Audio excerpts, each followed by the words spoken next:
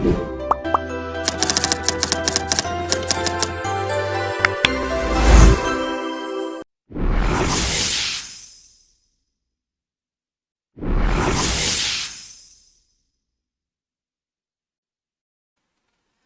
हिंद दोस्तों, आज national income का पार्ट 3 करेंगे, जिसके अंदर हम लोग फीचर्स ऑफ नेशनल इनकम पढ़ेंगे।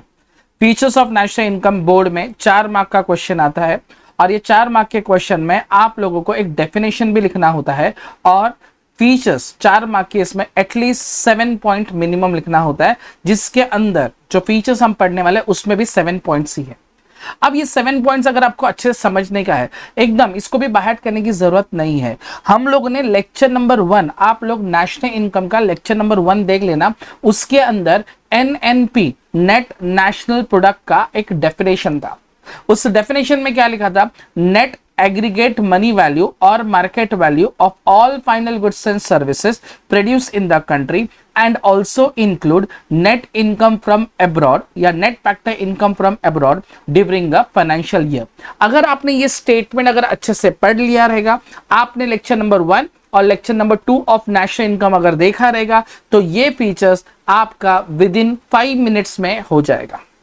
अब लेट्स सी, हम स्टार्ट करते हैं फीचर्स ऑफ नेशनल इनकम ये कैसा है करके। तो लेट्स स्टार्ट। मैंने ना यहां पे पहले लिख दिया है,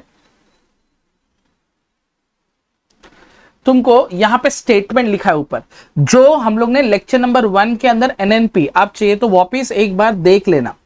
लेक्चर नंबर 1 के अंदर हम लोग ने एनएनपी नेट नेशनल प्रोडक्ट का डेफिनेशन लिखा था, जो सामने आपको स्क्रीन में दिख रहा है। ऊपर जो लिखा हुआ है वो क्या लिखा है? नेट एग्रीगेट मनी वैल्यू और market value of all final goods and services produce in the country and also include net factor income from abroad during a financial year. इसका और अपना फीचर्स का क्या संबंध है? ये जितने भी ऊपर लिखा है ना डेफिनेशन के अंदर, ये मीनिंग के अंदर पूरा का पूरा आपका फीचर्स है। आपका स्टार्टिंग के 2 पॉइंट पहले समझ के लेते हैं। पहला पॉइंट क्या लिखा? पहली बात है ना, मैक्रो नेशनल इनकम इज अ, तो लोग ने कौन सा कॉन्सेप्ट बोला है? मैक्रो कॉन्सेप्ट बोला है, मैक्रो इकोनॉमिक्स बोला है। ऑब्वियसली मैक्रो इकोनॉमिक ये रहेगा। नेशनल इनकम ये इंडिविजुअल लेवल पे होता ही नहीं है, तो मैक्रो लेवल पे होता है। आप लोगों ने अगर फीचर्स ऑफ मैक्रो इकोनॉमिक पढ़ा रहेगा, ओके, वो फीचर्स ऑफ मैक्रो इकोनॉमिक के इसके अंदर स्टडी ऑफ एग्रीगेट करके था। वो स्टडी ऑफ एग्रीगेट के इसके अंदर लोग ने बोला we always studies about the national income, right. तो नेशनल इनकम ये हमेशा क्या रहेगा? Macro economic. हम लोग टेक्स्ट बुक में भी लाइन टू लाइन रीड करेंगे, लेकिन पहला हम लोग ये फीचर्स पहले अंडरस्टैंडिंग करके ले लेते हैं। तो पहला पॉइंट क्या रहेगा? ये मैक्रो इकोनॉमिक्स रहेगा। पहला पॉइंट क्या रहेगा? Macro. It always studies has a whole, it always study has a aggregate, it always study has a almost everything, okay. तो ये तुम्हारा क्या रहेगा? मैक्रो इकोनॉमिक रहेगा। सेकंड क्या रहेगा? Flow concept. आप लोगों ने नेशनल इनकम का अगर पार्ट 2 वीडियो देखा रहेगा, जिसके अंदर मैंने तुमको बताया circular flow of national income, okay. तो वहां पे तुमने देखा रहेगा 1 person income is another person क्या रहेगा? एक्सपेंडिचर। अगर आप लोग ने वो वीडियो नहीं देखा रहेगा तो प्लीज वो पार्ट 2 का वीडियो देख लेना, ठीक है। पहला क्या था? Macro economic. सेकंड कौन सा था? फ्लो कॉन्सेप्ट, ठीक है। अब यहां पे ये तुम्हारा फ्लो कॉन्सेप्ट हो गया। अब अगर हमारा ऊपर वाला स्टेटमेंट अगर आप लोग ध्यान से देखोगे, तो वहां पे क्या लिखा है? National income is a money value. दिख रहा है यहाँ पे? यही वर्ड मिला तुम, ये दिख रहा है यहाँ पे? यहाँ पे क्या रहेगा? Money value. मेरा थर्ड पॉइंट मिला। हम लोगों ने नेशनल इनकम पढ़ते वक्त पढ़ा था, सब चीज का क्या होना चाहिए? मनी वैल्यू होना चाहिए, ओके। उसी के अंदर मतलब मेरा पहला पॉइंट क्लियर हो गया, मैक्रो इकोनॉमिक था। सेकंड पॉइंट कौन सा था? It is a flow concept. तीसरा कौन सा था? मनी वैल्यू था, ठीक है। मैं वापस बता रहा हूं, हम लोग सिर्फ पॉइंट, हेड पॉइंट कैसे बाहर करने का वो देख रहे हैं। अब यहां पे वो लोग ने हमेशा कौन सा गुड्स को कंसिडर किया है? Final goods and services. अगर आप है ना फीचर्स ऑफ नेशनल इनकम देखोगे, तो उसमें तुमको पॉइंट मिलेगा इन नेशनल इनकम इंक्लूड ओनली कौन सा गुड्स रहेगा? Final good. जो हम लोग ने इसके अंदर पढ़ा है all final goods and services, दिख रहा है ना ऊपर? All final goods and services है। पहला macro economic concept, second flow concept, third money value और मार्केट वैल्यू, फिफ्थ और ओनली कौन सा होना चाहिए? फाइनल गुड्स होना चाहिए। तीसरा फिफ्थ क्या रहेगा? नेट एग्रीगेट वैल्यू बोला। अच्छा, नेट एग्रीगेट वैल्यू बोले तो क्या रहेगा? वापिस नेट बोला तो क्या होता है? डेप्रिसिएशन डिडक्ट करते हैं आफ्टर डिडक्टिंग डेप्रिसिएशन। एग्रीगेट बोलो तो ओवरऑल वैल्यू होना चाहिए। तो जो तुमको है ना यहाँ पर ये देखो, ये दिख रहा है ना, यहाँ पे क्या लिखा है? Net aggregate value. देखो आप लोग है ना, अगर देखोगे ना, नेट एग्रीगेट मिल गया, मनी वैल्यू मिल गया, फाइनल गुड्स एंड सर्विसेज मिल गया। उसके बाद तुम देखो ये लोग ने क्या बोला, NFI होना चाहिए, net factor income from abroad होना चाहिए। देखो ऊपर वाला स्टेटमेंट में लिखा है नेट फैक्टर इनकम फ्रॉम कहां से, अब्रॉड, ये दिख रहा है ना, net factor income from abroad. तो दैट मीन्स देखो अगर आप डेफिनेशन रहेगा, मीनिंग देखोगे, उस मीनिंग के अंदर नेट एग्रीगेट मिला, मनी वैल्यू मिला, all final goods and services मिला, नेट फैक्टर इनकम फ्रॉम क्या रहेगा, अब्रॉड, ये भी मिल गया, राइट। और लास्ट वाला कौन सा है, फाइनेंशियल ईयर, यहां पर भी लिखा है, ये फाइनल ईयर नहीं रहेगा, ये कौन सा रहेगा, फाइनेंशियल ईयर रहेगा, फाइनल ईयर नहीं है, इसको मैं कट करके लिख देता हूं, इसको हम लोग कौन सा बोलेंगे,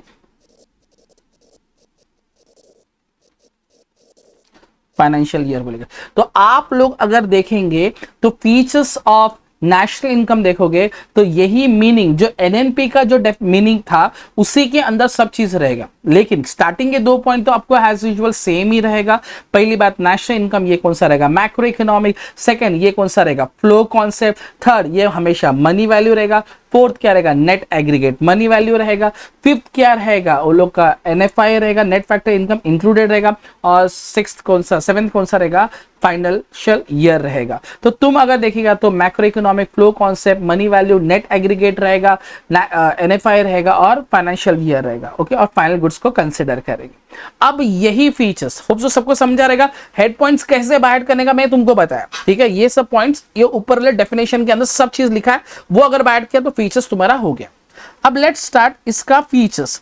अगर तुम देखेगा यहां पर ऊपर तुमको दिखेगा,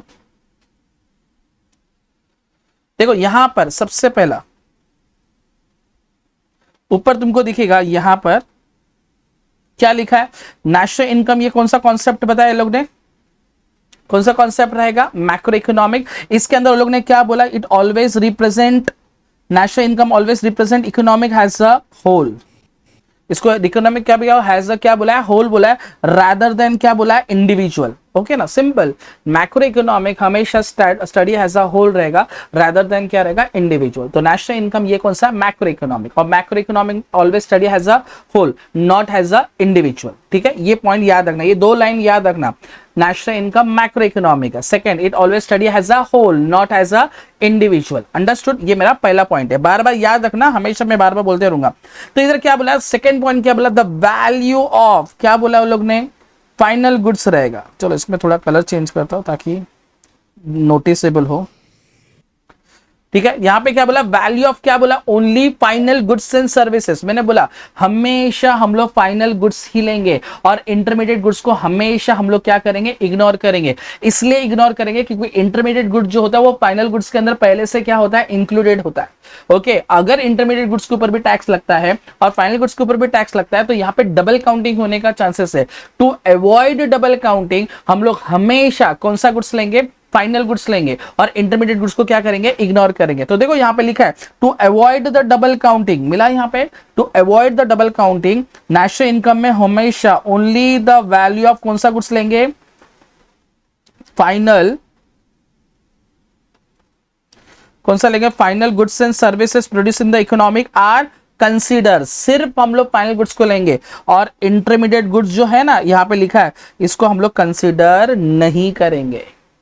पहला पॉइंट क्या लिखा था, national income is a macro economic concept. उसमें क्या याद रखा, we always study has a whole, not has a individual, ठीक है। उसके बाद हम लोग ने पढ़ा the value of all final goods and services, पढ़ा था ना, द वैल्यू ऑफ क्या रहेगा, all final goods and services. तो हम लोग कौन से गुड्स को कंसिडर करेंगे, हमेशा फाइनल गुड्स को ही कंसिडर करेंगे। To avoid the double counting, to avoid the double counting we always consider the final goods and intermediate goods are ignore, only final goods are considered, intermediate goods are not considered, understood। ये मेरा 2 point clear हो गया।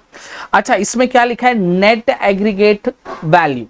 अच्छा यहाँ पे word use किया, net word use किया। Sir when I use the word net मतलब उसमें डेप्रिसिएशन है क्या, सर नहीं है सर, क्योंकि हम लोग ने पहले लेक्चर में पढ़ा था what is the difference between gross and net. तो ग्रॉस और नेट का डिफरेंस क्या है, डेप्रिसिएशन। और ग्रॉस के अंदर इंक्लूडेड डेप्रिसिएशन होता है और नेट के अंदर क्या होता है, एक्सक्लूडेड डेप्रिसिएशन होता है। तो हम लोग हमेशा नेट एग्रीगेट मनी वैल्यू लेंगे, तो इसका मतलब है डेप्रिसिएशन इसके अंदर इंक्लूडेड नहीं है। तो यहाँ पे लिखा है national income include net value of, क्या लिखा है, goods and services produce, and does not include what, depreciation, does not include what, depreciation.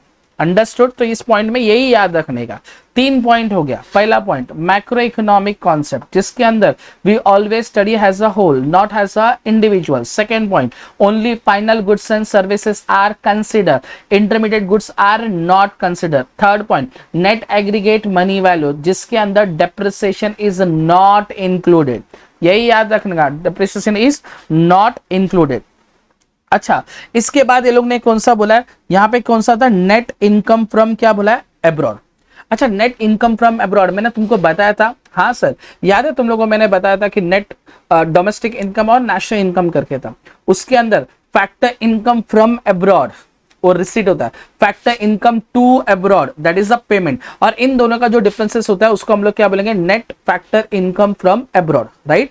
तो ये लोग ने देखो लिखा है यहाँ पे, national income include net value from, कौन सा बोला है, abroad, net value from abroad, that is the difference between export value and import value, है ना। अपन कैसा पढ़ते हैं, एनएनपी का फॉर्मूला क्या है, C plus I plus G plus X minus M, the difference between X minus M plus R minus P. कभी भी कोई भी चीज में डिडक्शन होता है ना तो वो नेट वैल्यू होता है। जैसे ग्रॉस में डेप्रिसिएशन किया तो नेट वैल्यू हो गया, रिसिट माइनस पेमेंट हो गया तो नेट एक्सपोर्ट हो गया। फिर बाद में आपको है ना receipt minus payment, I am sorry गलत बोल दिया, रिसिट माइनस पेमेंट, ये आपका क्या हो गया, नेट रिसिट हो गया। एक्सपोर्ट माइनस इंपोर्ट रहेगा तो नेट एक्सपोर्ट हो गया, समझा। तो यहां पे ये लोग ने क्या बोला है, export value and import value रहेगा, that will be x minus m, और यहां पे नेट डिफरेंसेस बिटवीन क्या बोला, रिसिट एंड पेमेंट को हम लोग क्या बोलेंगे, आर माइनस पी। तो differences between upon net income from abroad वो चाहिए हमको, तो दो चीज का डिफरेंसेस रहेगा, एक्सपोर्ट माइनस इंपोर्ट, और किसका डिफरेंसेस रहेगा, रिसिट माइनस पेमेंट। अंडरस्टूड? वापस एक बार, पहला पॉइंट क्या पढ़ा आपने, national income is a macro economic, always study has a whole not has a individual. Second point क्या पढ़ा आपने, only final goods are consider, intermediate goods are ignore. Third point क्या पढ़ा, नेट एग्रीगेट मनी वैल्यू, हमेशा depreciation इसके अंदर included नहीं होता है। फोर्थ क्या पढ़ा, net income from abroad is always difference between export value and import value as well as receipt and payment. Okay, उसके बाद आता है कौन सा, फाइनेंशियल ईयर। हम लोग क्या पढ़ते हैं लास्ट में, डिवरिंग ऑफ फाइनेंशियल ईयर पढ़ते हैं ना। तो व्हाट इज फाइनेंशियल ईयर, हमेशा 1 अप्रैल से लेके 31 मार्च तक रहता है।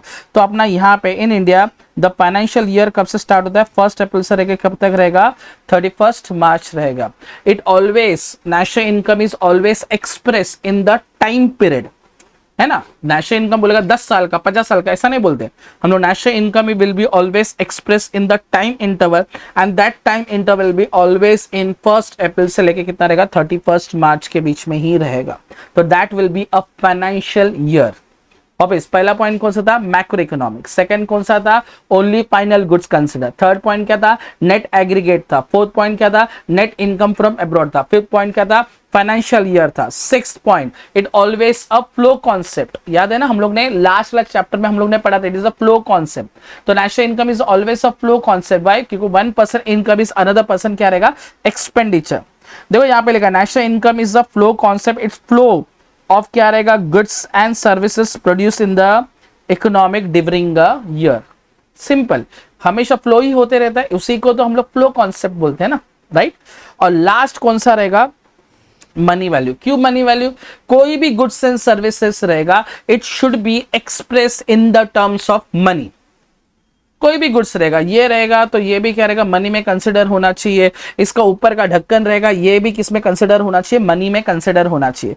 तो यहाँ पे लिखा है national income is always express in, किसके अंदर होना चाहिए, मॉनेटरी टर्म में ही होना चाहिए।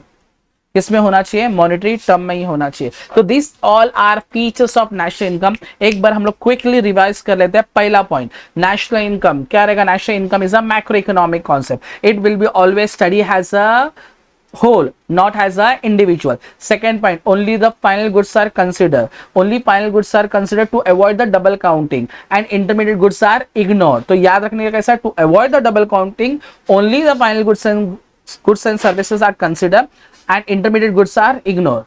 Third point, net aggregate money value does not include what? Depreciation. Fourth point, net factor income from abroad is the difference between export value and import value as well as the difference between receipt and payment. फिर बाद में हम लोगों को कौन सा आता है?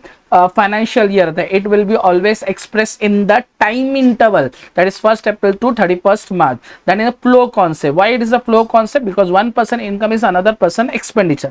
And last point is a monetary money value. Money value, all the goods and services should be expressed in the terms of money. तो ही हम लोग नेशनल इनकम क्या कर सकते हैं? कंसिडर कर सकते हैं. This all about features of national income. Hopes आपको सबको समझ में आया रहेगा. जय हिंद.